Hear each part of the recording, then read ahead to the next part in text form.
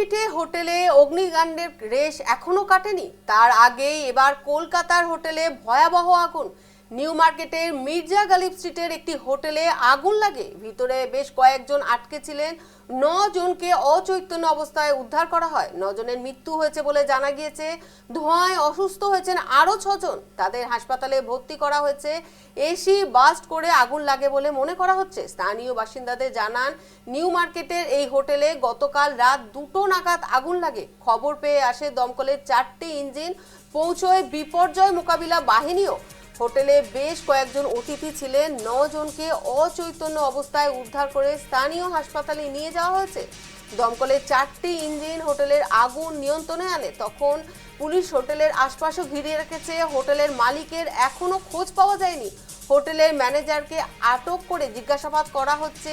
মৃতদের জন্য 6 জন পুরুষ ও 2 জন মহিলা এবং একজন শিশু রয়েছে বলে জানা গিয়েছে। মৃতদের মধ্যে বাংলাদেশের নাগরিকও রয়েছেন। তারা চিকিৎসার জন্য কলকাতা এসেছিলেন বলে জানা গিয়েছে। এসি থেকে প্রাথমিকভাবে আগুন লাগার পর হোটেলের 4টি ঘরে ছড়িয়ে পড়ে এই আগুন।